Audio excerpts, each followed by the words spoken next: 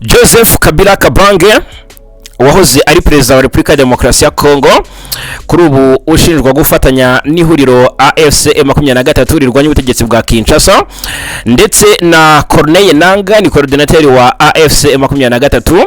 Murabizi ko yabayeho perezida wa Seni muri Repubulika ya Demokarasi ya Kongo, akabavugwa we na Kabila mu bashyize Tshisekedi ku butegetsi, dore ko atari we wari watowe mu matora yo mu mwaka 2019, dore ko hari hatowe uwitwa Martin Fayulu, ariko kandi Joseph Kabila ndetse na Corneille Nangaa akaba mu by'ukuri barafashije Tshisekedi kujya ku butegetsi bamwibiye amajwi. Hanyuma ibyo bari barumvikanye mbere gato yuko Tshisekedi bamuha uwo mwanya, ntabwo Tshisekedi yabikoze, ahubwo yarenzeho arabarwanya ndetse atuma bamwe batorongera baragenda, dore ko Joseph Kabila yahise yerekeza mu buhungiro mu gihugu cya South Africa, ari naho yaje aturutse, dore ko bivuga ko yagarutse mu burasirazuba bwa Kongo, akaba ari mu matwari ya M23. Corneille Nangaa we yaraje yihuza na M23 bashinga ihuriro AFC cyangwa se Alliance Fleuve Congo M23 rirwanya ubutegetsi bwa Kinshasa. N'amaginga ya rero urugamba rurakomeje rw'imihinduramatwara, ndavuga gukora ubutegetsi bwa Tshisekedi. Aka kanya uwo ari we wese ufite akayihayiho rero ko gukuraho Tshisekedi, ngo kwicwa nicyo gisubizo cyonyine Tshisekedi afite yatanga, kubera ko muri bwo buryo bwonyine mu by'ukuri yatekana. Intego y'igitero cy'indege ya drone y'igisirikare cya Congo FARDC cyo mu gitondo cyo kuri uyu wa gatatu tariki 11 Werurwe 2026 biravugwa ko yari intego ikomeye cyane yo kwivugana abayobozi ba AFC M23 barimo Joseph Kabila Kabange ushinjwa kuba akorana nayo, ariko kandi na General Sultani Makenga ni komanda mukuru wa M23 igisirikare Armée Révolutionnaire Congolaise. Uyu rero namaze iminsi ahigishwa uruhindu, dore ko byari byavuzwe ko yanarasiwe i Rubaya hariya muri Kivu y'Amajyaruguru mu teritwari ya Masisi, ubwo haraswaga Lieutenant Colonel Willy Ngoma, ariko aya makuru yaje kugaragazwa ko ari bihuha, kubera ko Makenga amaze iminsi agaragara hirya no hino. Hejo bundi yagize gutya agaragara mu muhango wo kwakira abakomanda bashya kabuhariwe ba M23 bagera ku 1518 baterezwaga hariya Icanzu muri teritwari ya Rucuru ni muri Kivu y'Amajyaruguru. Tshisekedi rero ntarafa kwizima ngarashaka kumwivugana, reka nze mubwire uburyo byari byapanzwe ko gahunda yari imeze yo kwivugana General Makenga ndetse na Joseph Kabila, akaba nayo mpamvu y'iki gitero cyo mu gitondo cyo kuri wa gatatu cyasize gihitanye mu by'ukuri umwe mu bayobozi bakomeye cyane. Iki gitero nk'uko Laurent Kanyuka yari yabivuze, uvugira AFC M23 mu bya politike, yavuze ko cyahitanye umwe mu bayobozi ba UNICEF. Ngo mu baguye muri iki gitero harimo uwitwa Karine Buisse, ni umukozi ukomeye wa kandi wubashywe cyane wa UNICEF, akaba n'umufaransa kazi watakarije ubuzima muri iki gitero cy'ubugome. Ubwo rero reka turebere hamwe nyuma y'iki gitero umugambi nyamukuru wa ruwuhe, cyagabwa ubundi nyirizina ahagana he. Amakuru yakomeje kugenda yisukiranya ku bwinshi, ukuri kuri ahangaha kuri News Lab TV, hanyuma ariko n'amavideo yagiye hanze. Turaje turebere hamwe ibitangajwe na M23 binyuze muri perezida wayo uwungirije Corneille Nangaa ni Bertrand Bisimwa, aje mu ijwi rye atubwira mu rurimi rw'igifaransa. Turagerageza natwe ubwacu kugenekereza mu rurimi rw'ikinyarwanda, ariko kandi ikindi cy'akarusho tuza kuba mu by'ukuri tugaragaza ahangaha ni ubuhamya bw'uri ahangaha muri uyu mujyi wa Goma. Aka kanya umwe mu bakunzi bacu uvuga ati rwose ngewe ndi Goma kandi aha Goma haratekanye, cyangwa se umugambi wa Tshisekedi upfubye mu kanya nk'ako guhumbya, bitewe n'uko uyu mukuru w'igihugu cya Kongo yarafite gahunda yo kwivugana abayobozi ba M23 barimo General Sultani Makenga, ariko kandi na Joseph Kabila Kabange. Reka rero dutangire twumva uyu muyobozi wa M23 ariwe Bertrand Bisimwa. Uyu nguyu ni Bertrand Bisimwa. La situation actuelle est marquée par des attaques aux drones des forces gouvernementales. Uko ibintu bimeze ubu birarangwa n'ibitero bya drone bikorwa n'ingabo za leta.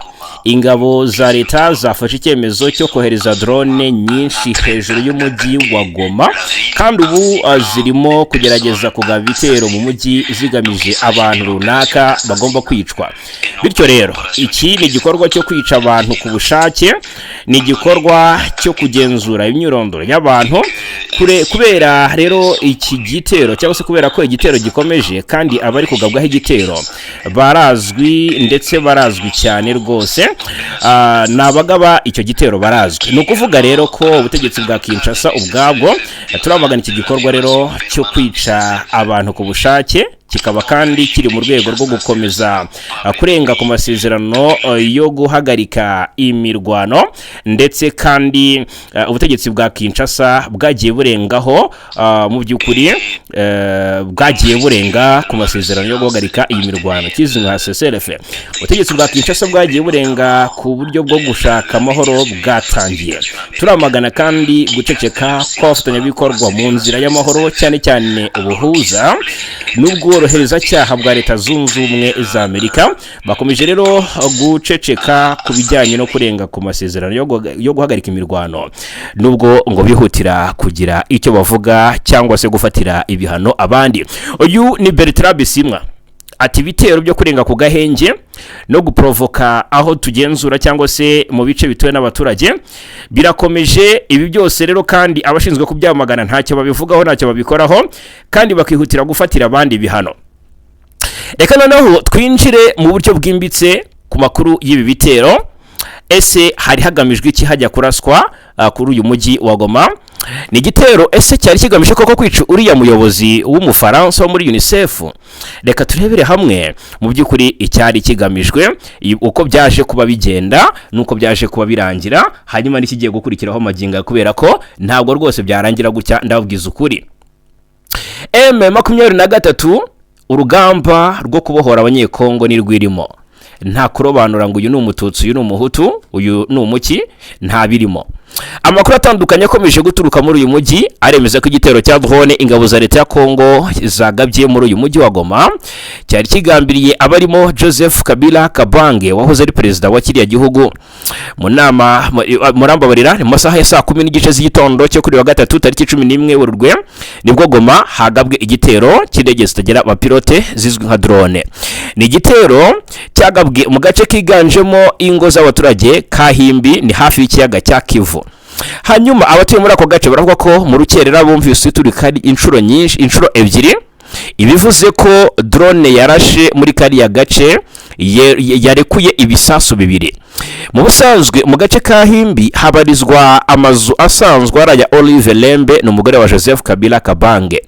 Amakuru rero avuga ko mu gitondo cyo kuri wa kabiri tariki 10 Werurwe Leta ya Kinshasa yakiriye amakuru y'uko Kabila yaba ari muri kariya gace mbere yo gutegura huti igitero cyo kumwivugana. Ahangaha ni kimwe mu bivugwa neza ko, cyangwa se ni kimwe mu bantu bamwe mu basesenguzi bashingira bavuga bati ubanza muri M23 harimo abagambanyi baganira nabi Kinshasa.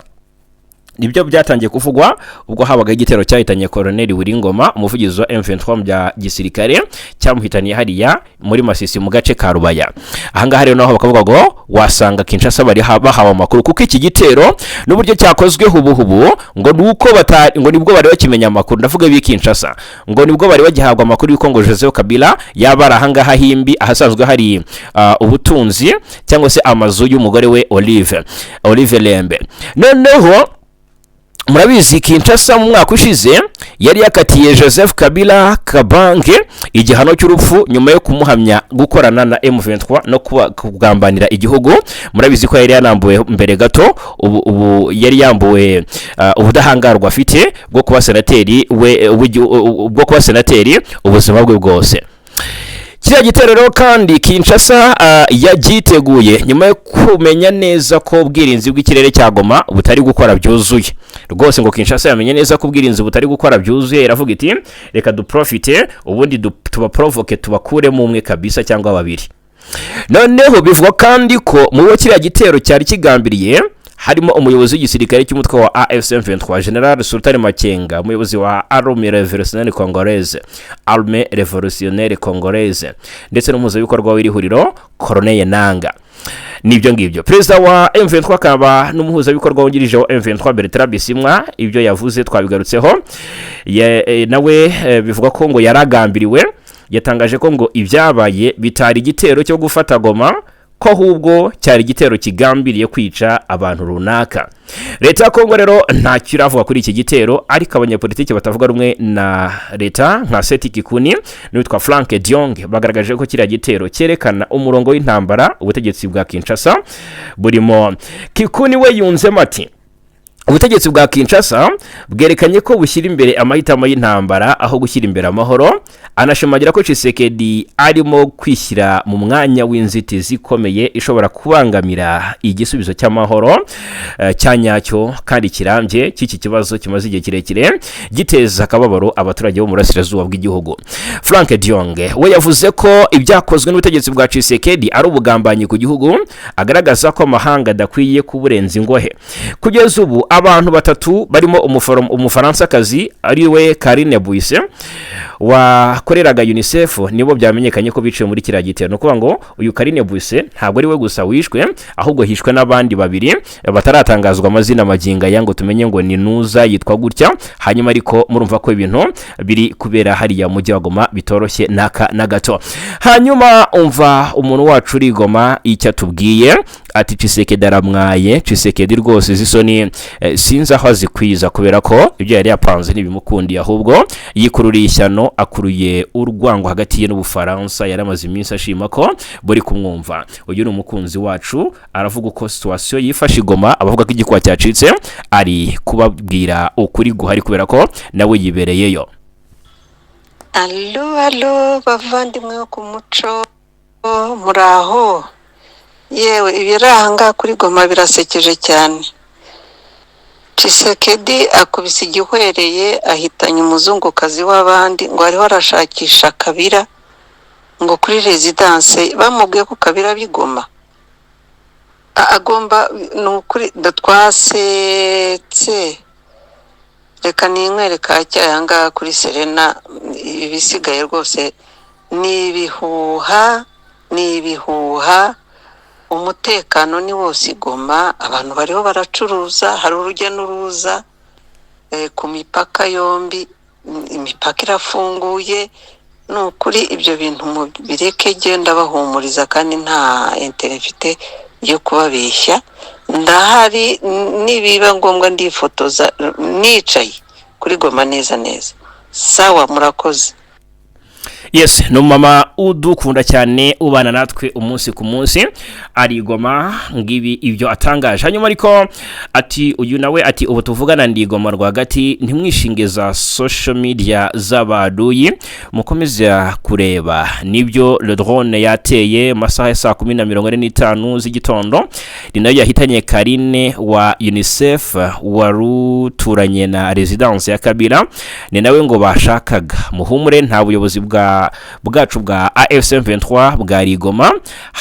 Ati habaza office zabo gusa, ikiri uko hari ebyiri zimaze guhanurwa none hasambiri n'igice ngo hari drone ebyiri zahanwe zari zegereje aeroport. Ati muhame hamwe musenge kandi mu bintwari, turi mu ntambara kandi tuzayitsinda, Imana iri ku ruhande rwacu.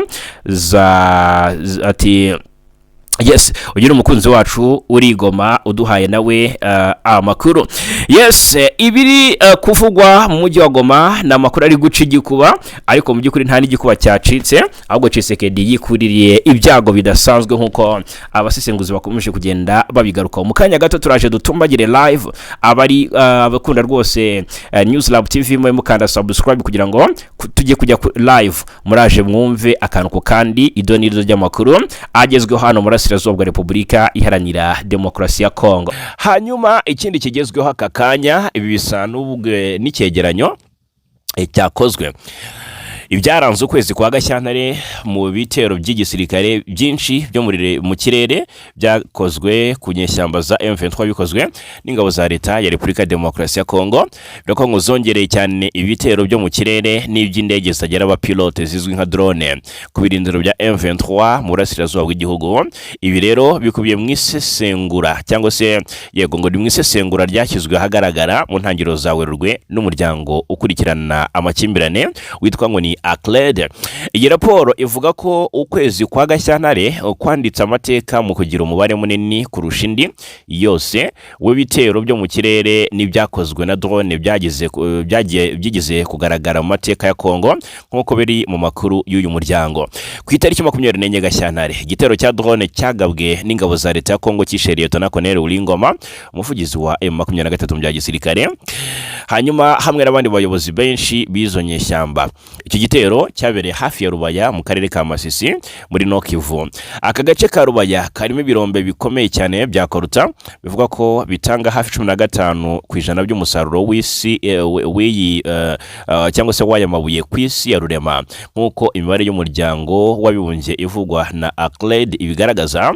Ubucukuzi bwa Rubaya bushobora guha M23 amadolari agera kuri byibuze 800 buri kwezi by'amadolari y'Amerika. Mu gushyigikira ibikorwa byayo bya gisirikare rero ingabo za Kongo ngo zongereye gukoresha ibikoresho byo mu kirere birimo drone zo mu Bushinwa za CH-4, drone zo muri Turukiya za TAI Anka, indege z'intambara ndetse n'akajugujugu z'intambara.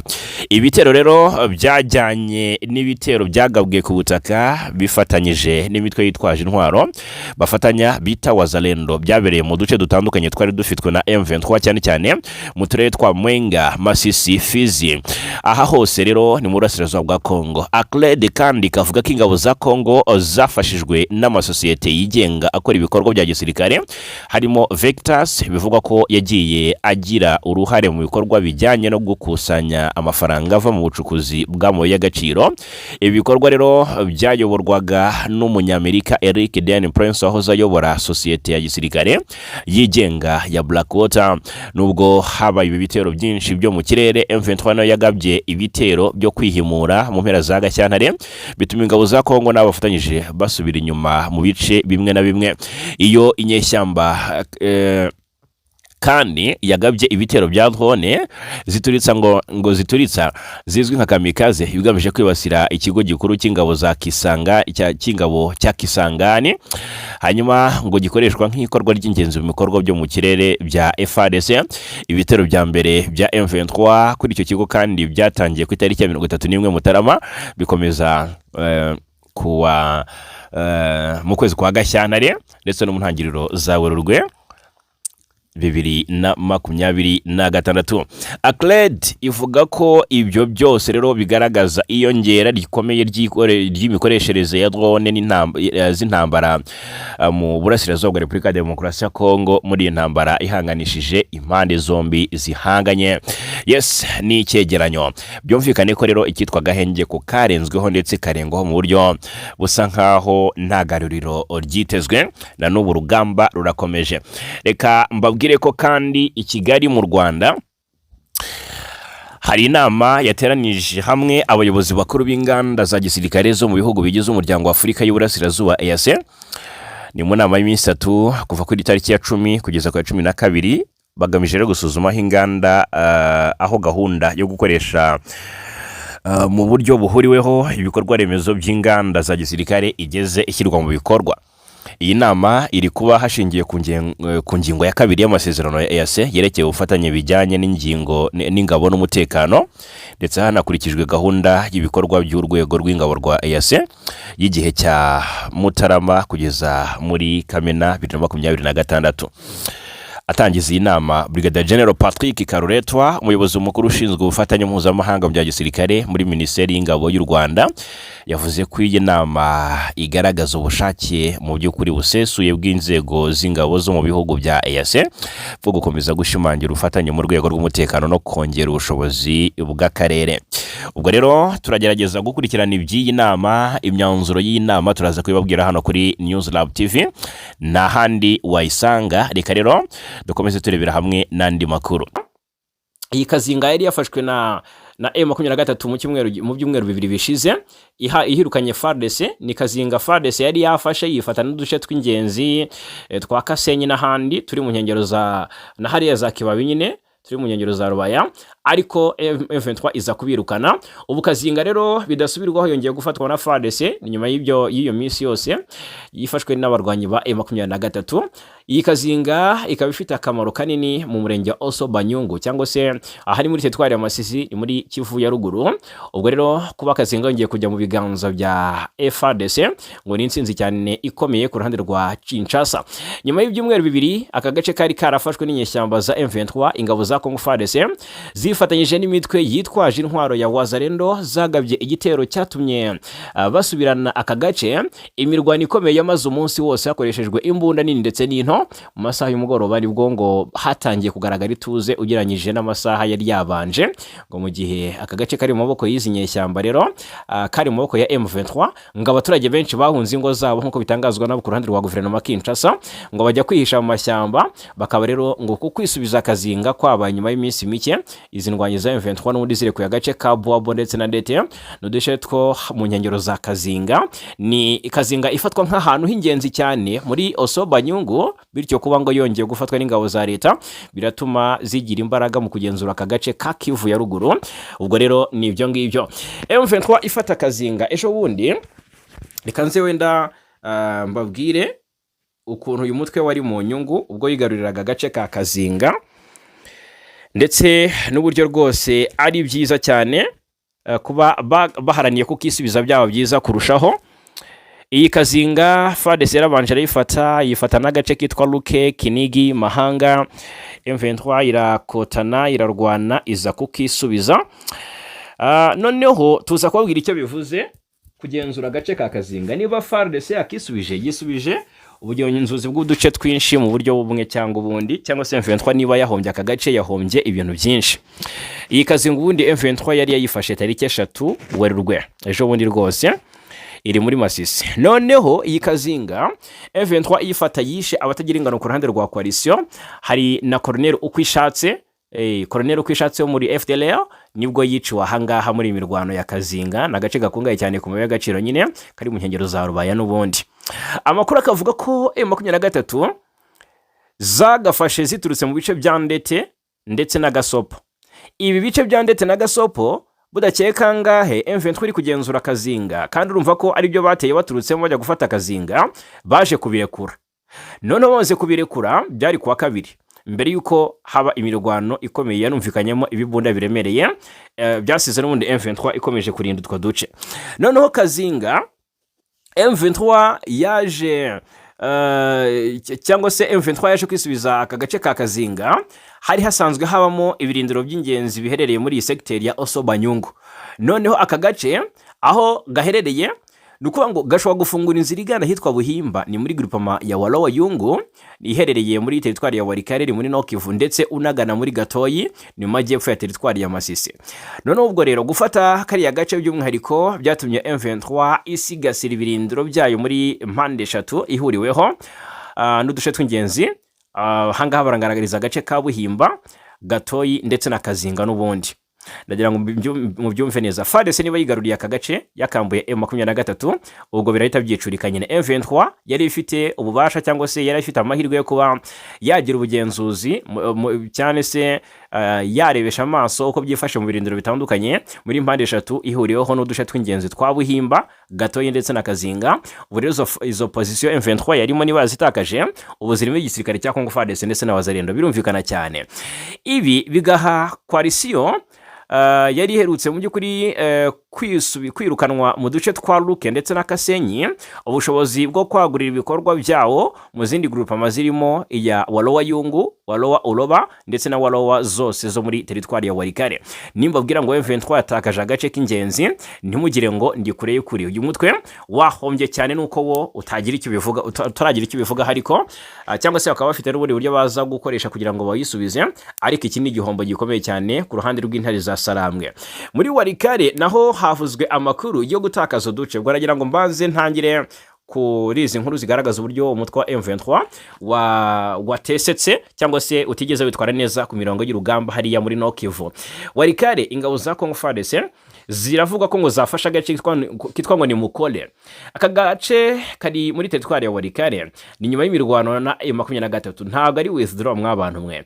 Noneho ngo abarwanyi ba M23 birukanwe ku birindiro byaho bya Mukole, byari biri birindiro bikomeye cyane muri mu gace kitwa ngo ni Balindu, ni muri groupement ya Kisimba, ni muri teritwari ya Walikale, ni muri Nord Kivu. Ibi ngo byabaye nyuma y'imirwano yari ikomeye yabaye kuva ku wa mbere tariki 9 Werurwe no mu gitondo cyo kwa kabiri tariki 10 Werurwe. Ubwo rero hagati y'abarwanyi ba M23 ndetse n'ingabo za leta Congo FARDC n'imitwe twaje intwaro ya Wazalendo bafatanya. Amakuru atangazwa rero n'abayobozi gakondo ndetse n'inzego z'umutekano muri ako gace aravuga ko uruhande rwa leta ngo rwagabye igitero kuri ibyo birindiro byari ngo byigaruriwe na AFC M23 mu minsi ishize, maze ngo rubasha kubyisubiza. Aya makuru kandi akavuga ko abarwanyi ba AFC M23 basubiye inyuma berekeza mu gace ka Ihula kari ku mpaka uhuza teritwari za Walikale ndetse na Rucuru. Amakuru akavuga ko muri iyo mirwano abarwanyi ba M23 AFC bagera kuri 3 nibo bapfuye, ndetse ngo hari n'abakomeretse ku mpande zombi. Iyi mirwano kandi yanateye abaturage benshi guhunga. Abaturage ba Mukole abenshi bahungiye mu mashyamba kugira ngo barinde cyangwa se birinde imirwano bakiza amagara yabo. Mu gitondo cyo kuri wa kabiri rero byavuzwe ko hari hacyumvikana urusaku rw'amasasu, ariko byageze mu masaha y'igicamunsi ituze nibwo ryongeye kugaragara muri ako gace ka Mukole nk'uko amakuru atangazwa n'abaturage bivuga. Gusa nubwo benshi mu bahatuye bakiri aho bahungiye ngo kwisubiza Mukole biha ingabo za FARDC na Wazalendo amahirwe menshi yo kugenzura uduce tw'ingenzi dutandukanye turi hafi aho, harimo Ihula. Ubu ngubu ni bafite Mukole Ihula bafite amahirwe 70%, bafite Kalonge ni muri Walikale, bafite Kalembe muri teritwari ya Masisi. Iyi Kalembe na Kalonge ni muri Walikale, Kalembe ni muri teritwari ya Masisi, ariko ni ibice bigiye byegeranye. Biravuga ko M23 rwose ishatse yakura y'amaso kubera ko FARDC yafashe ahamwe mu hantu hadrivinga ahandi, cyangwa se hatuma FARDC igenzura n'ahandi mu buryo bworoshye. Aha hose akaba hakiri muri ubundi mu maboko y'abarwanyi ba M23, ariko birakira M23 muri position mbi cyane yo kuba yagabwaho ibitero byayigiraho ingaruka igatakaza abasirikare cyangwa se ikazisama yasandaye. Nibyo ngibyo biri kuvugwa muri Nord Kivu, muri teritwari ya Walikale ndetse no muri teritwari ya Masisi, akaba rero n'ubundi ari muri Kivu y'Amajyaruguru murasirazuba bwa Kongo. Reka ninyabye ni Rucuru mbabwire uko bigenze, duhita dutemba twerekeza muri Kivu y'Amajyepfo turebera hamwe uko situation imeze. Irucuru havuzwe naho icyitwa isasu, icyitwa imirwano karahawutaka. Inyeshyamba za Wazalendo na FDLR zikomeje gusubiranamo, ariko nyuma yuko nazo ubwazo ziri mu bikorwa by'ubusahuzi buri gukorwa uko bwije nuko bukeye muri teritwari.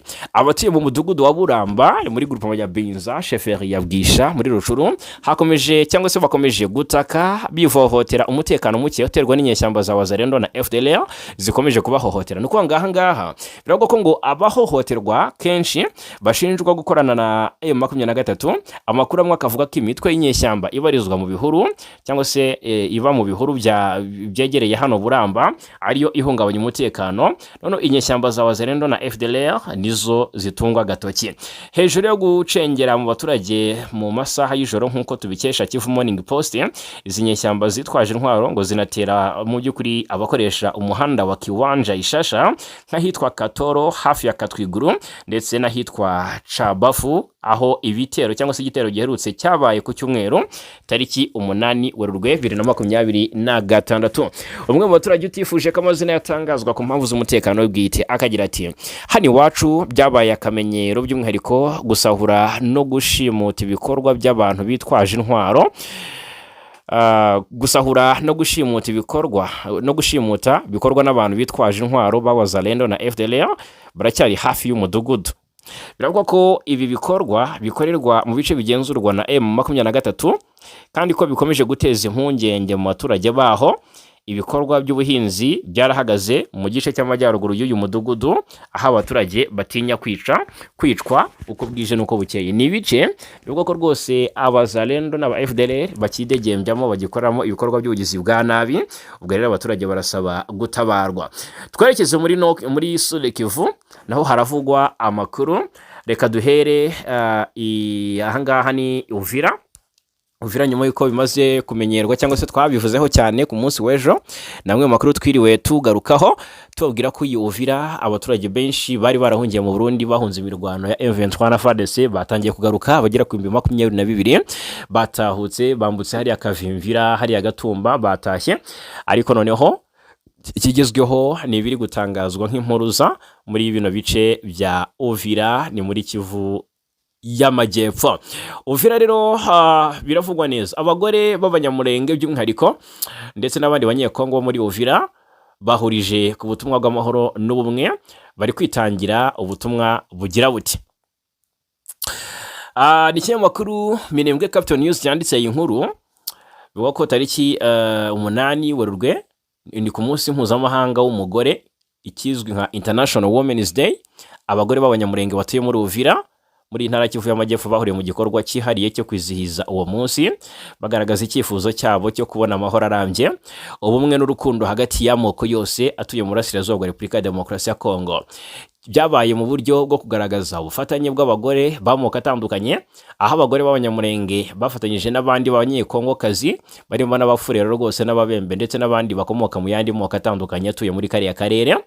Rero ubutumwa bwabo batanze cyane bwibanze ku gushishikariza abaturage bose muri rusange gushyira imbere ubumwe, bakabana mu mahoro ndetse bakubahana no gukemura amakimbirane binyuze mu nzira z'amahoro, akaba ari byo byakorwa hakirindwa amacakubiri. Abitabira iki gikorwa rero bari bagaragaje ko nubwo akarere kabo kakomeje guhura n'ibibazo by'umutekano muke, abagore bafite uruhare rukomeye mu guharanira amahoro n'ubwigenge mu miryango no mu baturage muri rusange. Banagaragaje ko ubumwe bw'amoko atandukanye ari ingenzi mu kubaka ejo hazaza heza ku bana babo ndetse no ku baturage bose batuye mu burasirazuba bwa Repubulika Iharanira Demokarasi ya Kongo. Bagiye bagaragaza ibyifuzo bati turifuza kubaho neza dutekanye, turifuza kubaho nta bibazo, nta guhangayika, turifuza kubaho tutagabwaho ibitero, turifuza kubaho mu buryo bwiza nk'uko umunyekongo wese abikwiye. Hanyuma ubwo reka turebera hamwe ikindi kiri kuvugwa, noneho reka twibande cyane ku busabe bwa EAC bwo tudere twinjira mu bya FDLR n'u Rwanda bikomeje kuba gaterera nzamba kanye na wanzamba. Umuryango wa Afrika y'Uburasirazuba EAC nawo wasabye impande ziri mu makimbirane yo mu burasirazuba bwa Repubulika ya Demokarasi ya Kongo gutanga gahenge nyuma y'igihe kirekire hatumvikana ijwi ryawo. Ni icyifuzo cya EAC cyatangajwe nyuma y'inama ya 25 y'abakuru b'ibihugu by'uwo muryango yabereye Arusha muri Tanzania kuwa 6 tariki 7 Werurwe.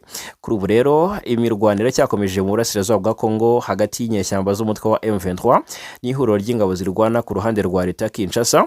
Inyeshyamba zishinja kugaba ibitero bice bitandukanye bituwe n'abaturage benshi ndetse no kurenga ku gahenge.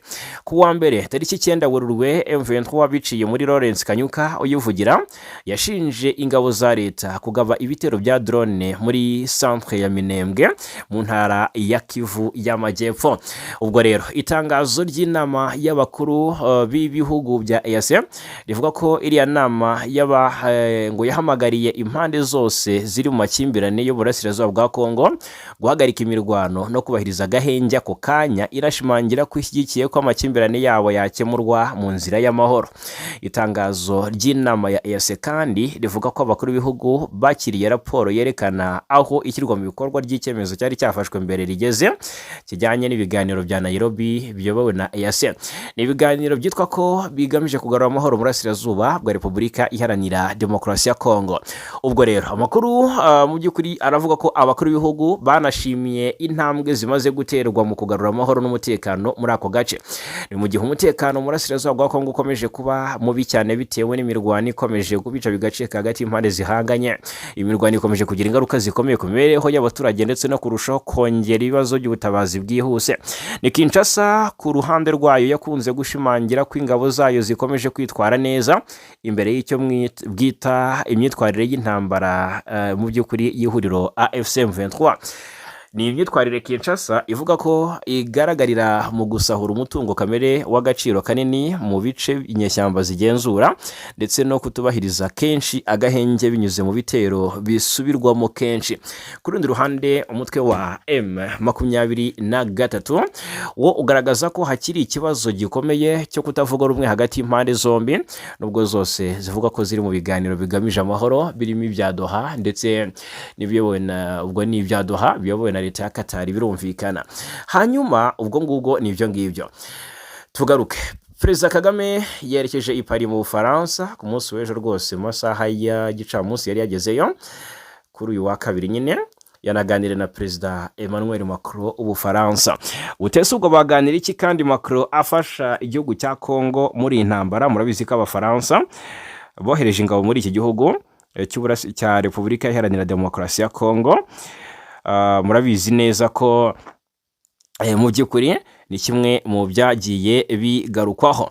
Hanyuma abakuru b'ibihugu byombi rero bahuriye Paris mu Bufaransa, habereye inama ya kabiri mpuzamahanga yiga ku ngufu za nucléaire. Perezida w'u Rwanda rero abinyujije Perezidansi y'u Rwanda ibinyujije ku rubuga rwayo rwa X, yavuze ko ba perezida bombi, Perezida Tshisekedi ndetse na Macron baganiriye ku mubano ukomeye kandi utanga umusaruro uri hagati y'u Rwanda n'Ubufaransa. Hanyuma yunzemo ko abakuru b'ibihugu byombi banaganire ku mutekano wo mu karere, harimo n'ibikenewe kugira ngo imbaraga zikomeye zikemure impamvu muzize umutekano muke.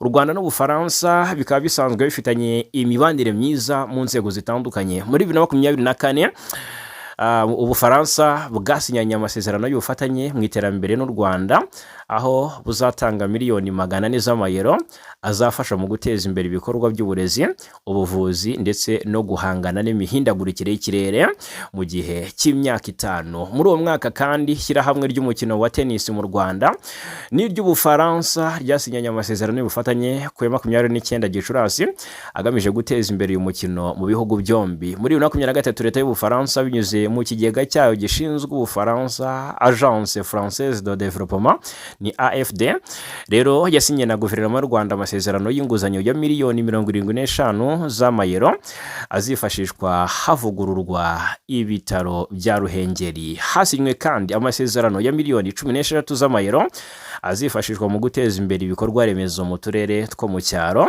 Umubano w'ibihugu byombi rero warushijeho kujya ku murongo mwiza nyuma y'uruzinduko rw'amateka Perezida Macron yagiriye mu Rwanda muri Gicurasi 2021.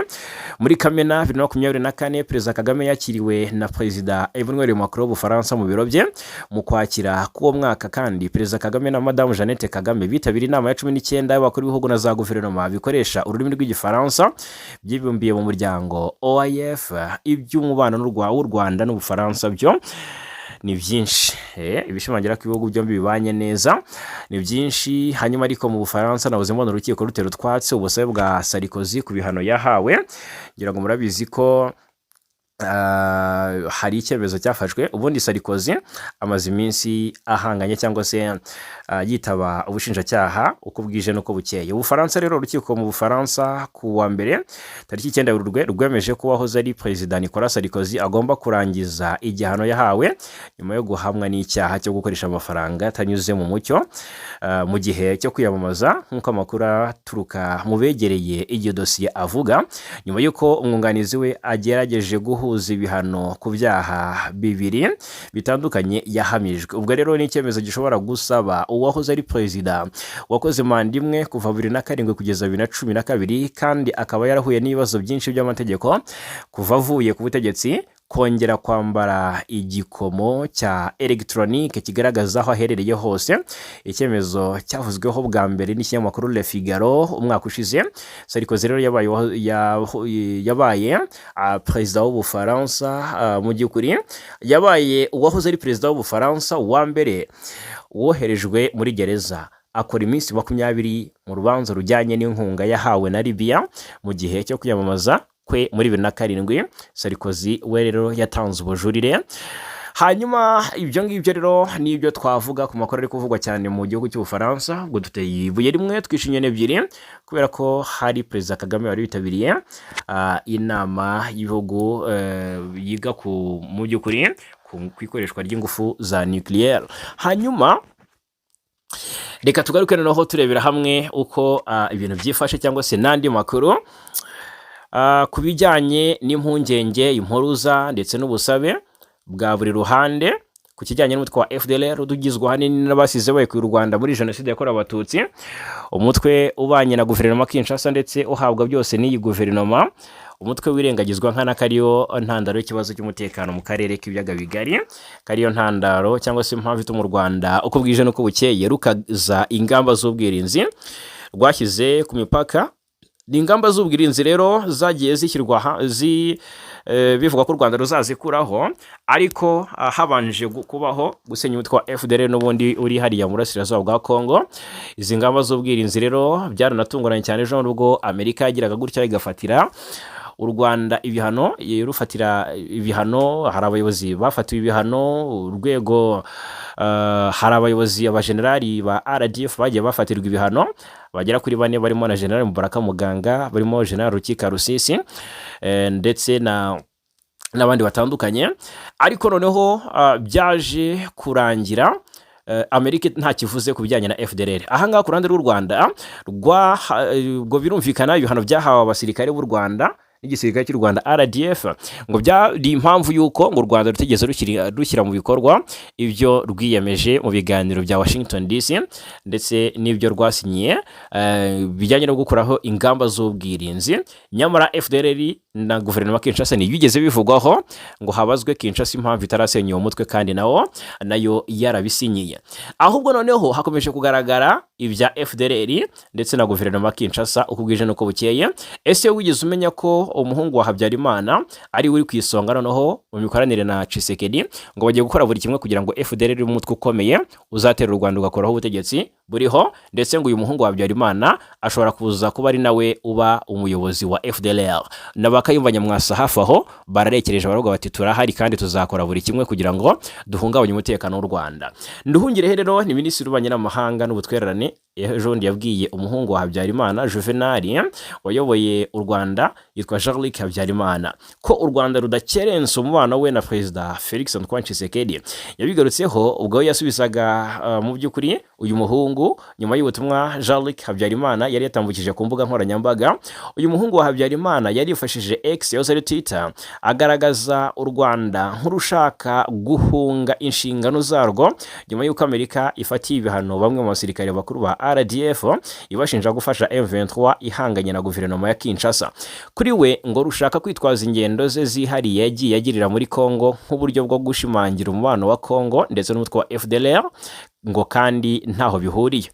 Jean-Luc Habyarimana asanga ngo izo ngendo rero yagiriye muri Kongo ntaho zihuriye n'ubufatanye bwe na FDLR, ahubwo Kongo ari ingendo ze bwite yagiye agirira muri icyo gihugu cyahaye intebe FDLR igizwe n'abasize bahekuye u Rwanda muri jenoside yakorewe abatutsi.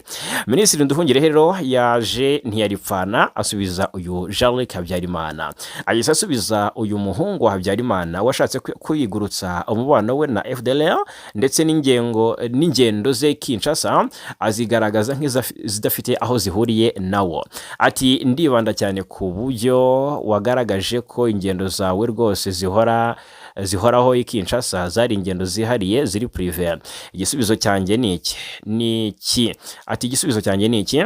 Iki ni igitutsi ku byo tuzi, waba uvuga abantu basanzwe cyangwa ibigo.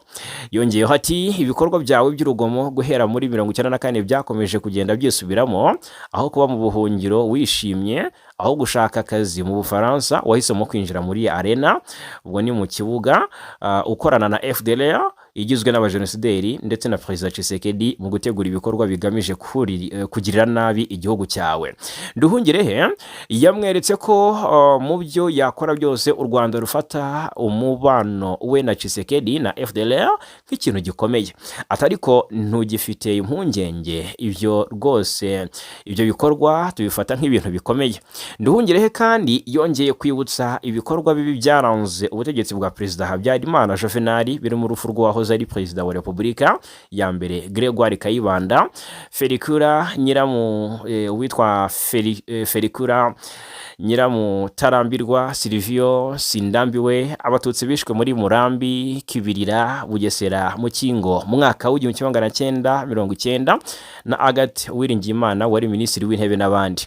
Yibukije umuhungu wa Habyarimana kandi ko tariki 22 Kamena mu mwaka w'igihumbi kimwe magana cyenda mirongo icyenda na kane mu rukiko rwa gisirikare mu Bubiligi abakobwa babiri bamureze gukangisha kurasa umurambo wa Agathe Uwiringiyimana yifashishije imbunda ya Vector R4 yakundaga kwitwaza. Perezida Paul Kagame rero ku itariki 6 Werurwe nawe yavuze ku bucuti bukomeye buri hagati y'umuryango wa Habyarimana n'umutwe wa FDLR wiyemeje guhuza umugambi nayo, ndetse kuri ubu rwose akaba akomeje gusura Kongo mu gushimangira ubushuti bwe na FDLR.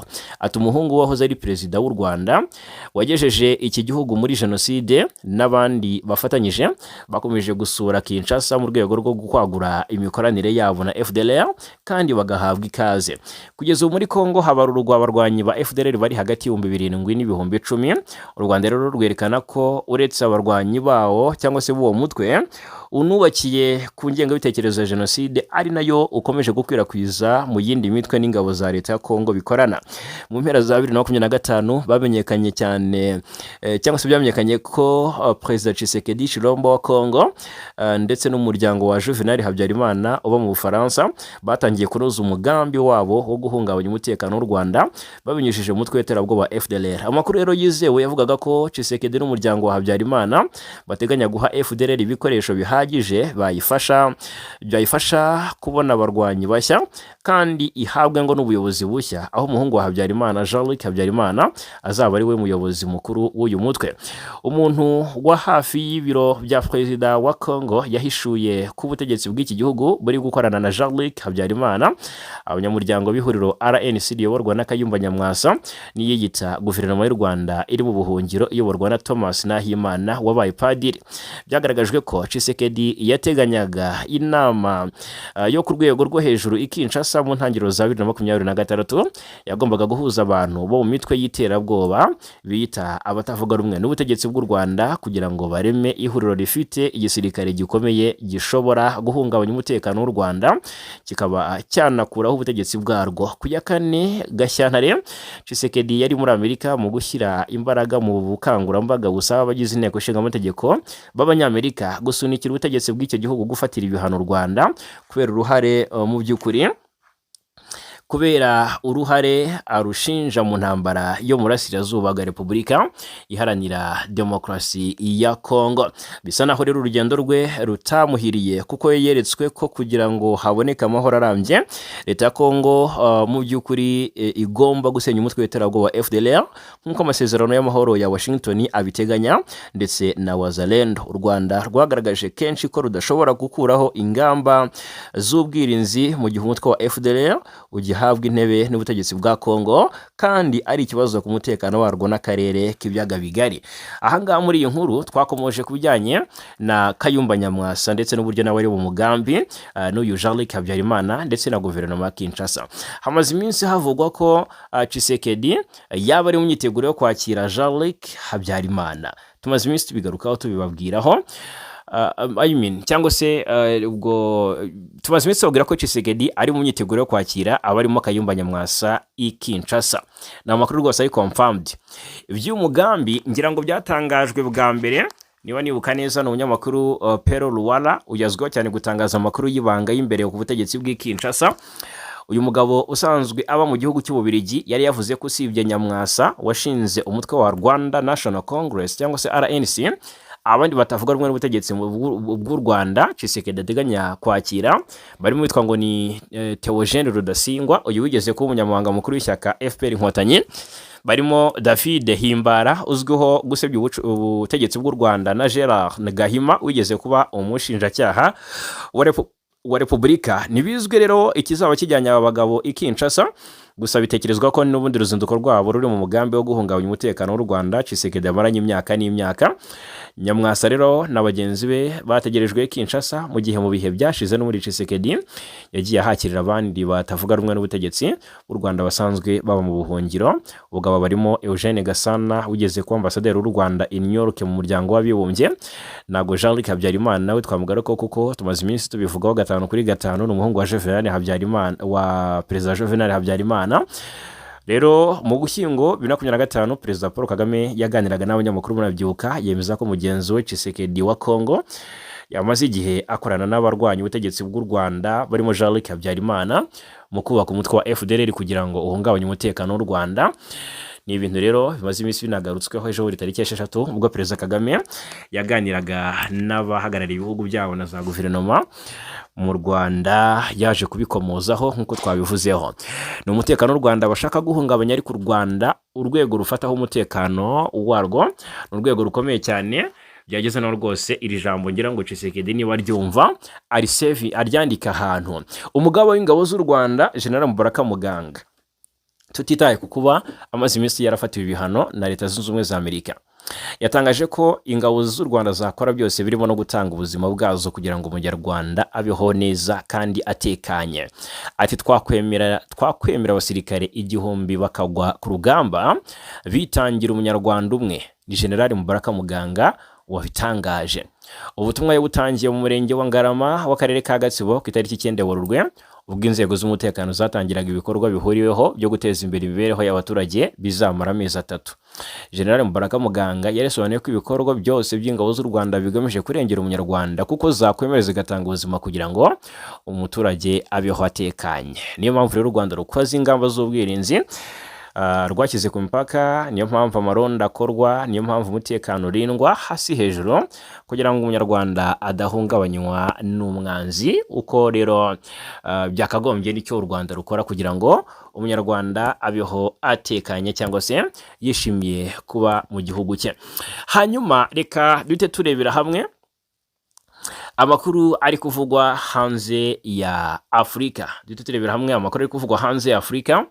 Ubwo ariko reka mbanze mbabwire ko mu Minembwe umutekano wakomeje kuzamba no kuba muke cyane bitewe n'ibibazo by'ibitero bya drone bishinjwa ingabo za Congo FARDC.